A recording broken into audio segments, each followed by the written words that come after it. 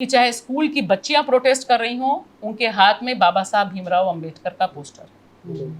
ये अपने आप में drastic change across the country है कि बच्चियां प्रोटेस्ट करें तो, जेनजी प्रोटेस्ट करे तो भी बिना अंबेडकर के बात नहीं चल रही, बिना जय भीम के नारे के बात नहीं चल रही। चाहे शाहीन बाग का प्रोटेस्ट हो, जहां पर प्रियम्बल पहला आंदोलन है जिसने प्रियम्बल का वाचन देश भर में किया, कि 10,000 करोड़ से अधिक का कॉरपोरेट लोन जो है वेव ऑफ किया गया। आप कल्पना कीजिए, जो लोग बात करते हैं कि दलितों को आरक्षण मिलने से कितना नुकसान होगा, शायद जो मैला प्रथा कम हुई है उसमें सरकार का योगदान कुछ नहीं है, उसमें उन महिलाओं का और सफाई कर्मचारी आंदोलन जैसी संगठन का है जिन्होंने गरिमामय जीवन को कैसे जिया जा सकता है इसका किया। ये प्रथा अभी तक क्यों चल रही है, सीवर में मौतें क्यों हो रही हैं, इसके पीछे की जो एक पॉलिटिक्स और इकोनॉमी है उसे समझने में सफलता मिली कि दरअसल ये इंस्टीट्यूशनल किलिंग है,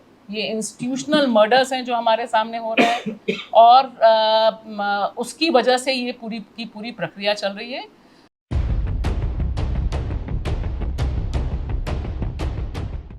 सभी को जय भीम। 30 साल के संघर्ष, मुझे लगता है कि जो संघर्ष रहा दलेस का बहुत ऐतिहासिक है। आज का दिन पिताजी का भी जिक्र हुआ, आज उनका भी जन्मदिन है, वो 80 साल के पूरे होते हैं। हाँ, तबीयत थोड़ी ख़राब है, नहीं तो यहाँ आते ज़रूर। तो 30 साल का जो संघर्ष है दलेस का वो मुबारक, और ख़ास तौर से जो मनुवादी सत्ता है उसने जिस तरह से साहित्य के दलेस ने साहित्य के जो जातिवादी दरवाजे हैं उसको तोड़ने में जो सफलता हासिल की है और अपनी अलग जगह बनाई है। बहुत मुश्किल से जो ब्राह्मणवादी पितृसत्ता ने साहित्य पे और ख़ास तौर से हिंदी साहित्य पे कब्ज़ा कर रखा था, उसमें दखल देने का काम किया। तो इसके लिए मैं दिल से मुबारकबाद देती हूँ दलेस को, दलेस के सभी साथियों का, उनका इस्तकबाल करती हूँ कि जाति के दंश के खिलाफ, छुआछूत के खिलाफ, पितृसत्ता के खिलाफ सीधी लड़ाई चलाने और हिंदी साहित्य में ख़ास तौर से एक नई धार पैदा करने के लिए शुक्रिया। वरना जिस तरह की शब्दावली हिंदी साहित्य में रही है उसमें यह जीवन के रंग शायद नहीं आ पाते। तो 30 साल आपने संगठन ने एक दूसरे ढंग की मिसाल हासिल की, आप सबको इसके लिए शुक्रिया। और मुझे ये मौका देने के लिए सबसे पहले दलेस के हीरालाल राजस्थानी जी, आपका बहुत शुक्रिया। जब आपने फ़ोन किया उस समय मुझे थोड़ा सा समझ ही नहीं आया, मेरी तबीयत पिछले 10-15 दिन से काफ़ी ख़राब चल रही है, मुझे थोड़ा समय लगा जब आपसे फ़ोन पे बात हुई कि ये हमारी क्या बातचीत हुई है। और दलेस की सारी टीम को दिल से शुक्रिया, सबको आभार।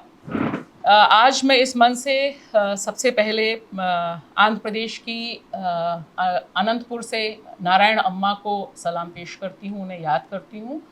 नारायण अम्मा रोल मॉडल हैं मैला प्रथा के खिलाफ संघर्ष में ही नहीं, बल्कि बाबा साहब भीमराव अंबेडकर का जो सपना है एनिलिशन ऑफ कास्ट का, जाति प्रथा उन्मूलन का, क्योंकि उन्होंने जिन 200 से अधिक शौचालयों को साफ़ किया, शुष्क शौचालयों को, उनको तोड़ने का काम किया। और उन्होंने वहाँ पर एक स्कूल आज की तारीख में चल रहा है, और उनकी बड़ी ख्वाहिश थी कि जब ये किताब तेलुगु में आए तो हम उनके घर जाएं, और वहाँ पर उन्होंने एक आयोजन किया जो मेरे ज़िंदगी का एक ऐतिहासिक क्षण है कि नारायण अम्मा वहाँ पर हैं और उनके पूरे परिवार और सारे लोगों के साथ, जहाँ पे एक स्टोरी करने के लिए मैं गई थी। तो मैं आज उनको सलाम पेश करती हूँ यहाँ से।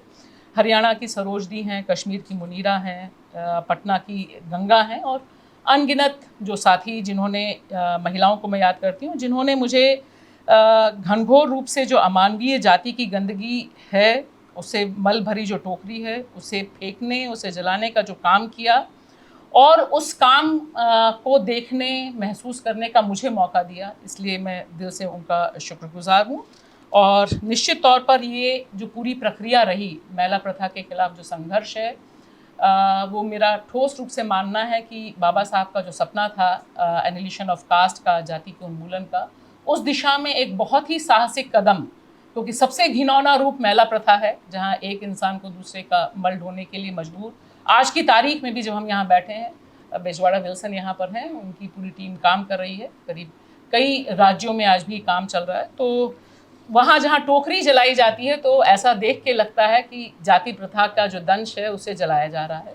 तो उन सबको मैं याद करना चाहती हूँ। मैं सफाई कर्मचारी आंदोलन, उसके नेता बेजवाड़ा विल्सन, उनकी टीम की आभारी हूँ जिन्होंने मुझे अपना समझा और जाति की इन गंदीली परतों को समझने, अम्बेडकरवादी एंगल से चीज़ों को समझने, देखने, समाज और अर्थव्यवस्था की भी जो पड़ताल इस एंगल से की जा सकती है, उसमें मेरी समझ को शार्प किया और एक अम्बेडकरवादी चश्मा दिया स्थितियों को देखने और मूल्यांकन करने का।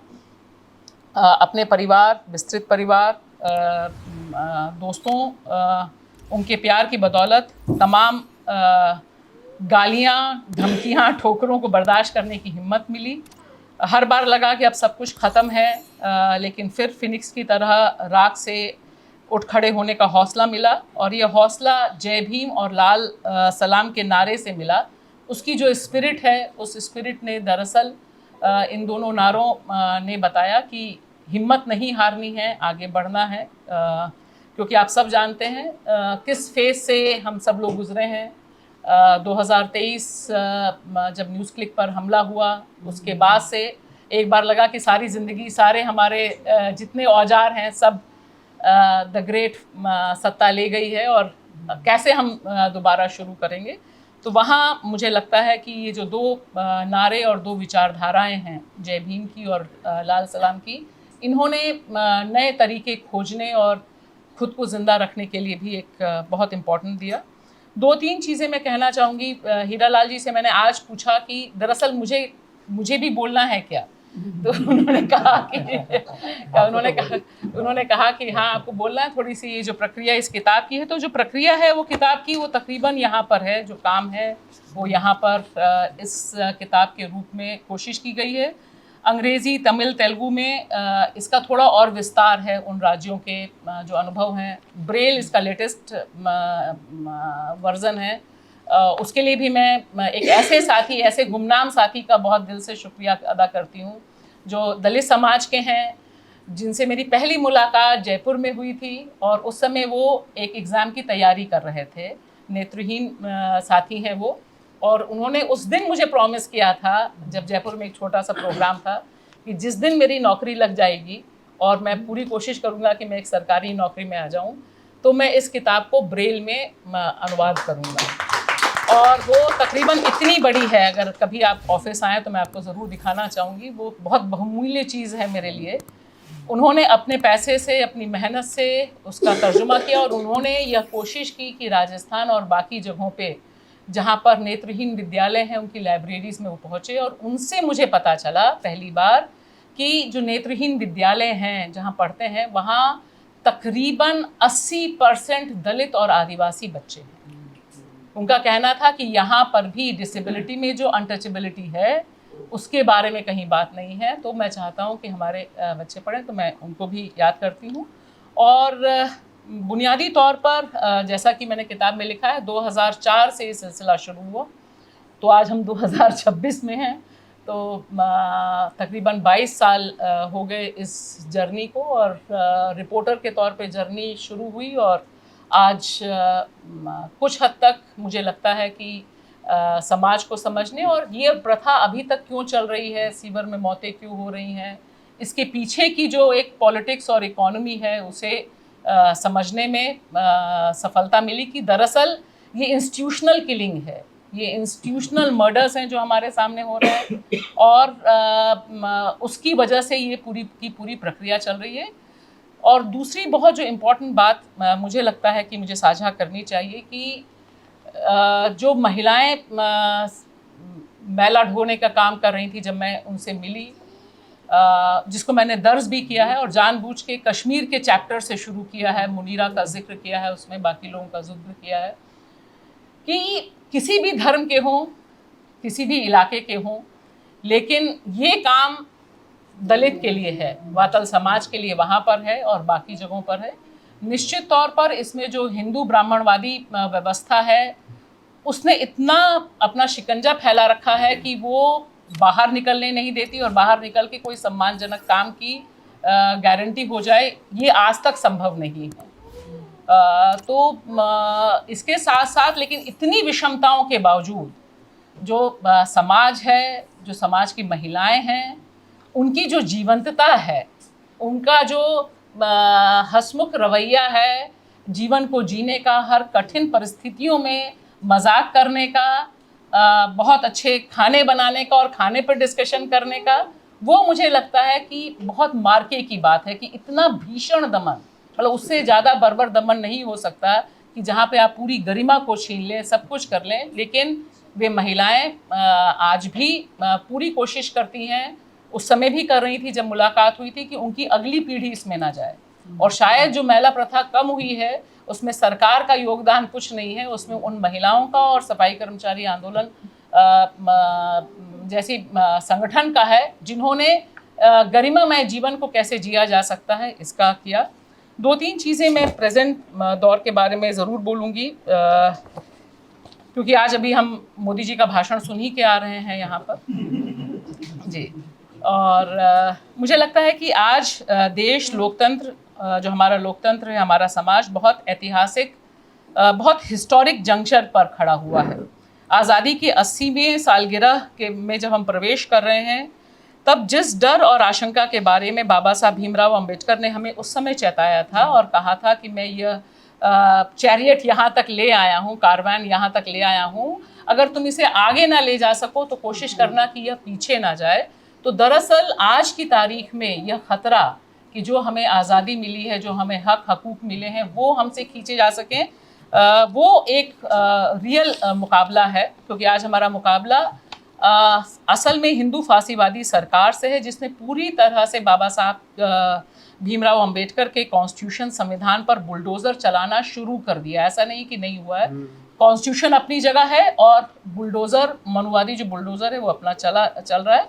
इसका लेटेस्ट एग्जाम्पल मुझे जो कांग्रेस के राष्ट्रीय अध्यक्ष और राज्यसभा सांसद, नेता प्रतिपक्ष मल्लिकार्जुन खड़गे के इंसिडेंट से मिलता है कि किस तरह से 2026 में हल्द्वानी में वह भाषण देने जाते हैं। मतलब सोचिए, सबसे पुरानी और सबसे बड़ी विपक्षी पार्टी के नेता हल्द्वानी में जाते हैं, भाषण देते हैं, और उसके बाद उस जगह को, उसका शुद्धिकरण किया जाता है। आप आना चाहें तो इधर आ जाएं। उसका शुद्धिकरण किया जाता है और पूरा का पूरा जो आयोजन है उसका लाइव टेलीकास्ट किया जाता है उस शुद्धिकरण का। तो ये जो एक आज की स्थिति है, ये कोई पुराने ज़माने की बात नहीं है, ये आज की स्थिति है। और मल्लिकार्जुन खड़गे ने सीधे सीधे कहा कि यह मेरे साथ इसलिए किया गया, करने की हिम्मत हुई क्योंकि मैं दलित हूँ। तो ये जो खतरा है ये बहुत रियल टाइम्स में बहुत हॉरिफाइंग है। ये एक ऐसा इंसिडेंट है जो सबके सामने है, लेकिन हमारे पास आंकड़े जो हैं वो बता रहे हैं कि कितनी तेज़ी से दलितों पर जो हमला है। और संविधान को अपनी जगह रख कर एक वो जैसे देवी को बैठा दिया जाता है एक जगह पर और बाकी सारे काम किए जा सकते हैं, तो वैसे ही कॉन्स्टिट्यूशन है। क्योंकि कॉन्स्टिट्यूशन बदलने की बात थी तो 2024 में लंगड़ी सरकार बन गई थी, इसलिए उन्होंने सोचा है कि कॉन्स्टिट्यूशन को अपनी जगह रखेंगे और बाकी मनुस्मृति का जो पालन है वो पूरी तेज़ी से खुलकर हो रहा है। और हाल ये है कि अब खुलेआम उस हिंदू राष्ट्र की बातें हो रही हैं जिसके बारे में बाबा साहब ने कहा था कि एक नाइटमेयर होगा, दुस्वप्न होगा भारत के लिए अगर हिंदू राष्ट्र होगा, तो उसकी बात हो रही है। और साथ ही साथ मुझे लगता है कि हम सब इसको लेकर भी बहुत चिंतित हैं कि जो 1 वोट 1 वैल्यू, जो लोग, आप सब लोग जानते हैं कि कितनी मुश्किल से इस पर डिबेट, डिस्कशन कॉन्स्टिट्यूशन असेंबली में हुआ था। संविधान जब बन रहा था तब 1 वोट 1 वैल्यू हो, सबका एक अधिकार हो, क्योंकि यही एक समानता की राह थी, यही एक ऐसा हथियार था तमाम वंचित समाज के पास जिसमें वो ले जा सके। उसे दरअसल ख़त्म करने की पूरी शक्ति झोंक दी गई है। आज की तारीख में जो हमारा वोट है, वोट का अधिकार है, उसे छीनने की कोशिश हो रही है। तो इंक्लूज़न जो एक रेट था कि सबको शामिल किया जाए, उसकी जगह एक्सक्लूज़न इस समय रूल ऑफ द लॉ हो गया है कि सबको बाहर कर दिया जाए, SIR के ज़रिए बाहर कर दिया जाए, नागरिकता रहेगी नहीं रहेगी ये किया जाए। और इसके ज़रिए जो एक नागरिक होने का हमें हक मिला था, जो बहुत गर्व होता था तमाम क्योंकि इस देश में दलितों ने कानून मिलने के बावजूद लंबा संघर्ष किया वोट डालने का। बहुत सी जगहों पे जहाँ दबंग जातियों का बोलबाला था, वहाँ पर वोट नहीं डालने दिया जाता था। खून की होलियां खेली गई, संघर्ष किया गया। खून बहाने के बाद दलितों को रियल अर्थ में वोट डालने का हक मिला था। तो आज की तारीख में वो जो संघर्ष गया, उसे दूसरे टैक्टिस से खींचने की एक बहुत तगड़ी है। और इसमें मुझे लगता है हम सबको कहीं से भ्रम नहीं है कि ये जो हमला है ये किस लिए है। और आखिरी चीज़ मैं ज़रूर कहना चाहूँगी कि नागरिकता और बाकी अधिकार के साथ साथ एक बड़े पैमाने पर सिर्फ मीडिया या सिर्फ बुद्धिजीवियों के बीच में नहीं, आप जाइए गली मोहल्ले बस्ती में, आरक्षण को एक खराब शब्द, एक बैड वर्ड में तब्दील कर दिया गया बहुत सुनियोजित ढंग से। Reservation is a bad word now, मतलब ऐसा लगता है कि वो एक गाली में उसको तब्दील कर दिया गया। जो एक हक की बात थी, जो एक दावेदारी की बात थी, और बहुत से लोगों को समाज से भी बोलने के लिए मजबूर कर दिया जाता है कि नहीं नहीं, हम तो कोटा नहीं लेते, हम तो कोटे में नहीं जा रहे, है ना। तो ये देखिए कि ये जो भाषा के साथ खिलवाड़ है, जो हक के साथ खिलवाड़ है, ये एक बहुत बड़े पैमाने पर इस समय हो रहा है। और साथ ही साथ यह भी दिखाई देता है कि इसका जो कोइंसिडेंस है, जो इसका संबंध है, वो बड़े पैमाने पर एक तरफ पूरी मनुवादी मनुस्मृतिवादी सोच है जो लड़कों को कामड़ बनाने में, गांजा पीने में, सब में तो की आज़ादी देती है।